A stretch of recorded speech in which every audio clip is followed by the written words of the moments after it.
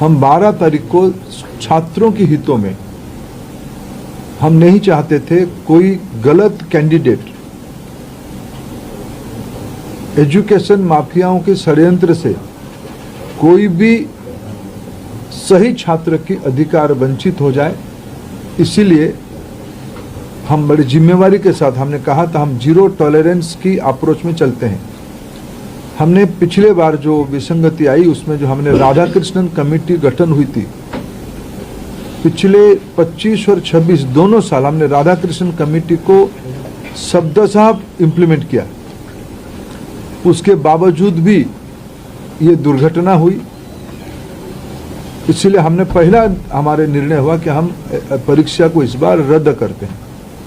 हमने 12 तारीख को परीक्षा को रद्द किया। स्वाभाविक देश में और विशेष करके स्टूडेंट्स में उसको लेके दो प्रकार की मत आए। हम दोनों प्रकार की मतों को स्वीकार करते हैं। हम अपना दायित्व उसको मानते हैं, उसको कैसे समाधान की रास्ता निकाले। और आज हमने 15 हमने आज नई तिथि के साथ आ रहे हैं। लगभग आज से 1 महीने से थोड़ा 1-2 दिन के बाद नई परीक्षा होगी। हमारी अप्रोच वही रहेगा, हम zero tolerance to mall practices.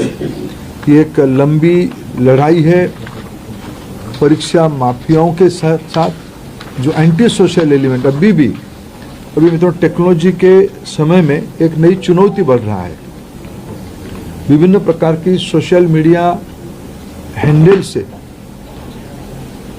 भ्रमात्मक तथ्यों को रखा जाता है, गुमराह करने की फिर कोशिश किया जाता है, फिर नीट की हम लोग एग्जामिनेशन तोड़ सकते हैं, इस प्रकार की व्यवस्था को खुली चुनौती दिया जा रहा है। ये सारे को ध्यान रखते सरकार ने तुरंत सीबीआई को काम सौंपी है। सीबीआई ने त्वरित कार्रवाई शुरू किया है। इस बार सीबीआई तह तक जाएगी, कहां वो कमांड चेन पे ब्रीच हुई है। राधाकृष्णन कमेटी को पूरा पालन करने के उपरांत भी कहां वो ब्रीच हुई है, उस ब्रीच को मेरा पूरा विश्वास है सीबीआई के ऊपर। और जो संबंधित एजेंसी उनके साथ काम करे, सरकार की पूरी माइटी, सरकार की पूरा नेतृत्व, सभी विभाग उसमें से गंभीरता से इसको लेते हुए शीर्ष तो नेतृत्व उसके लिए खूब दायित्व लिया है, चिंता कर रहा है। हम इस बार माल प्रैक्टिस होने नहीं देंगे। जो भी दहशतगर्द घूम रहे हैं उनको मैं आपके माध्यम से विषय रखना चाहता हूं। आने वाले एग्जामिनेशन पे उससे निवृत्त रहे, नहीं तो उनको दंड भुगतना पड़ेगा। और मैं समाज को अपील करना चाहता हूं, विशेष करके सभी विद्यार्थियों का, कोई निर्भय होकर परीक्षा में, सरकार आप ही के साथ है, आप ही के हितों में मेरिटियस स्टूडेंट्स की, मेधावी छात्रों की पक्ष में निर्णय लिया गया है।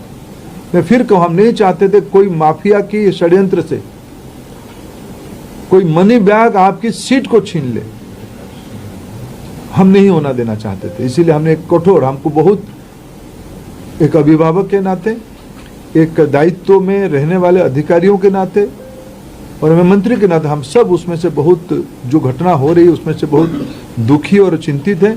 लेकिन हमें बड़े लक्ष्य को लेकर, देश के हितों में हमें कठोर निर्णय लेना पड़ा है। हमको छात्रों को भरोसा सर्वोपरि है। मैं फिर 2-3 जो सुधार अभी इस बीच में एनटीए की पास और मिनिस्ट्री के पास और मेरे जैसे व्यवस्था तक अनेक सुझाव आए हैं, अनेक सुधार की सुझाव है। और सुधार मैं मानता हूँ एक कंटिन्यूअस विषय है। सुधार कोई अल्टीमेट नहीं होती है। सुधार जो हम ओपन माइंड में, एनटीए उस विषय में अभी तो एनटीए बहुत योग्य व्यक्ति के हाथ में है, हमारे सचिव की बहुत अनुभव भी उस विषय में है।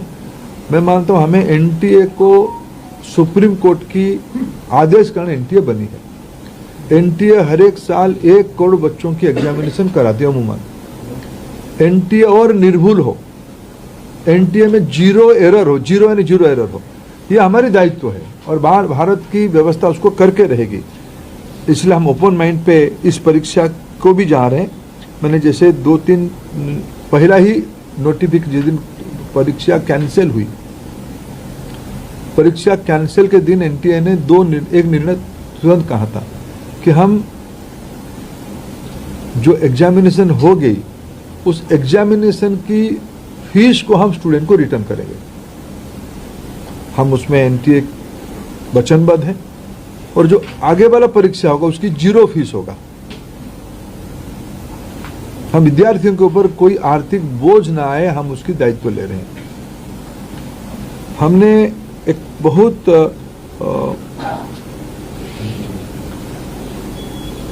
जो शहर में विद्यार्थी परीक्षा देता है, एक बार एनटीए एक विस्तार से एनटीए एनेक्सर आपको देगा, कोरिनियम आपको आगे देगा डिटेल, शाम तक आपको फिर एनटीए के पब्लिक बने प्रेस नोट के माध्यम से।